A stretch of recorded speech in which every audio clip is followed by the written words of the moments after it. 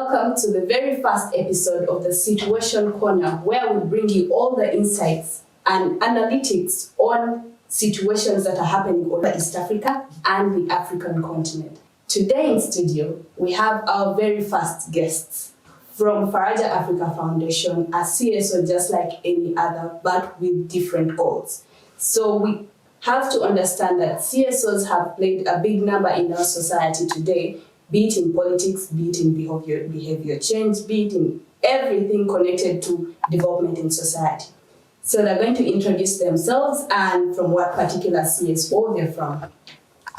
I am Tehemba Michael Ahile. I am from Faraja Africa Foundation. Kanyas J. Edna, Faraja Africa Foundation. Well, Faraja Africa Foundation, give us the insights. What does Faraja Africa Foundation do as a CSO? Faraja Africa Foundation is a youth-led and youth-focused civil society organization. We are for youths. It's run by youths. We look at 4 thematic areas: governance and democracy, livelihood, culture, and advocacy. Those are the 4 areas we focus on. We are out to see that the young people are socially engaged, the young people participate meaningfully in the democratic process, and not just that, they are empowered economically while they also cherish their culture, promote for environmental conservation alongside all those. So we are more or less trying to see a holistic youth that is ready to lead, that is ready to be very instrumental in the development of Africa. Okay, thank you very much. As I earlier on mentioned, CSOs have played a big role in the politics of Uganda today. So Faraja Africa Foundation, with its staff, has also played a number of roles based on the fact that they look out for the youth and their involvement. So today, the team that is in studio is going to fully explain to us how they have fully participated as a CSO in politics. We've had a number of interventions that we've tried to implement in that sphere, but the closest one that we are launching is a community voice for peaceful elections. We understand that the young people have a very important role to play when it comes to peace and development. So this community voice project is centered on creating a conducive environment for peaceful elections. We are looking at it in the space of pre, during, and even post the election period.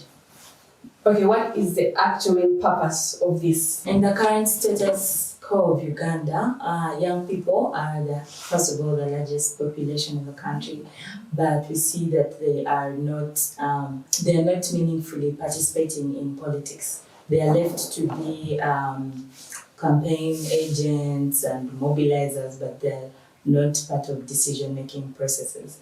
So this brings about them being left out even during the implementation process. And so during elections, they have access to their leaders and they are already frustrated because these very leaders or service provision in their areas is already bad as it is. So they're not given a platform, and so we see them resorting to violence so that they can be given an ear to their problems and challenges. Yes. Just to add on what Edna has said, we understand that this is a very sensitive, we're in a very sensitive context. Since Uganda voted for a multi-party system, this election seems to be the most controversial. Yeah, so we over the years we've seen that when it comes to election violence, young people suffer the most as either victims or perpetrators. It's either both ways. They're either the ones carrying out this act or they're the ones suffering from it. So this time we want to position young people to be the ones advocating for peace, because it's always a lose-lose for us. Mm-hmm. So we're trying to see that this time young people are positioned to be the peace agents in this. Of course, the young people will not work alone. We're going to work with our leaders, our cultural leaders. We're going to work with the informal sector, border associations, market trader associations, just to see that everyone is joining hands together to see that these elections are peaceful. But it's young people that are are like initiating this move. Yes. Okay, so as a CSO, how are you going to ensure that young people are initiating it? One of the things is first of all, we're going to mobilize them. We're reaching out to them. We have community dialogues that will go down to understand the root causes of this.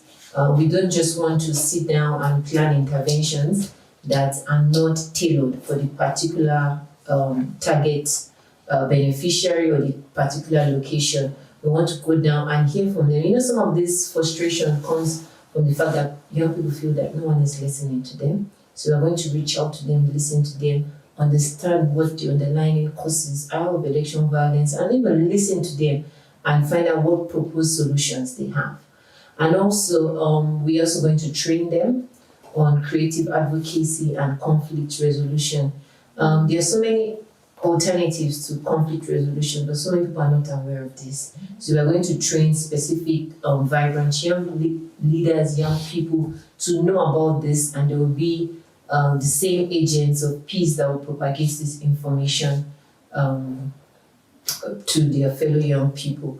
There are also some activities that Edna can talk about, the SMS, the call campaigns. Okay, before Edna tells us more of the activities, the youth are the highest number of people in Uganda currently. So how are you going to get all the youth into one place? Is this information going to reach all the youth, or you're going to narrow it down to a specific district, a specific area? How are you going to find that all these youth get this information? Okay, first of all, we are going to be in 5 districts in Uganda. We selected these districts in such a way that they have been hotspots for electoral violence. We selected one of them is in Ntungamo, because we saw in the NRM primaries, Ntungamo had the highest level of electoral violence. So we saw, and as Temba has already said, young people are either perpetrators or victims. They are always the biggest number of victims or perpetrators of electoral violence.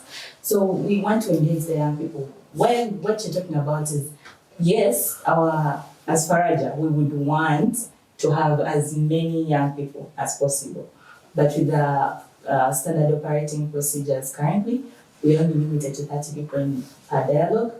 However, in order to reach more than 30 people, with 30 young people, we are going to have live streaming during these dialogues for people to log in online on FarajaDTv, Faraja Television Facebook page, I think YouTube, I don't know.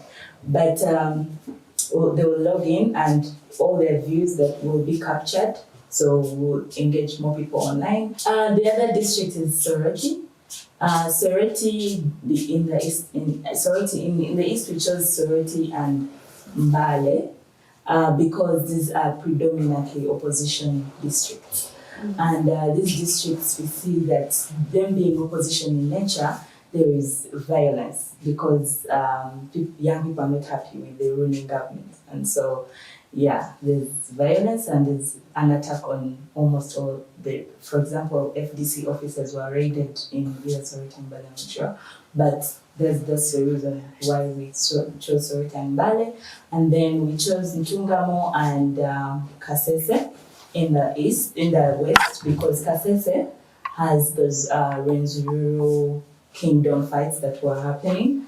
And we saw that the young people were the biggest number that was killed in these fights of the Rwenzururu kingdom, and it was because the Rwenzururu kingdom decided to support the FDC, which is an opposition political party. So people were not happy, and so there was violence. In the north, we chose Gulu district because we saw that there was the Lord Resistance Army that was there, and these were responsible for a lot of civil wars, that civil war that was happening in Gulu, and we saw that this very LRA is not happy with the government. Even if we see that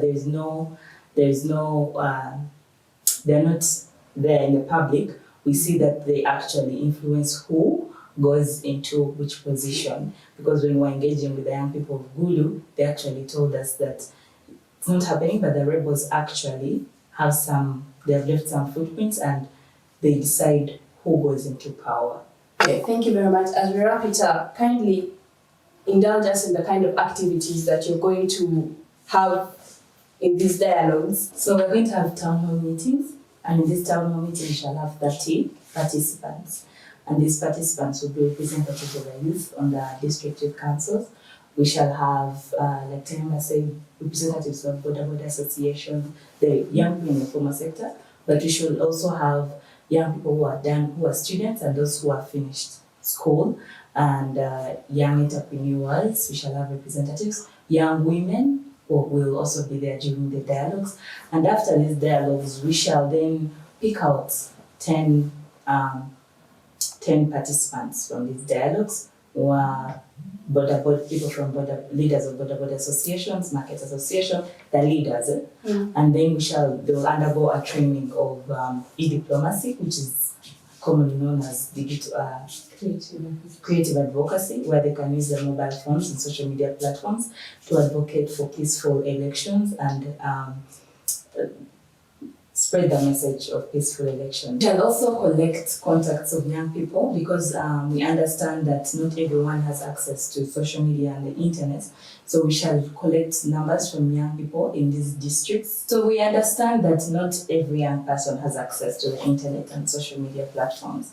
So we'll mobilize contacts of different young people in these districts and messages of how to conduct themselves during the election time, messages of how to conduct themselves pre, during, and post-election period will be sent to them so that we can have a bigger impact in making sure that we have peaceful elections in our country. The other activity we shall have is radio talk shows. During these radio talk shows, we shall have young people themselves.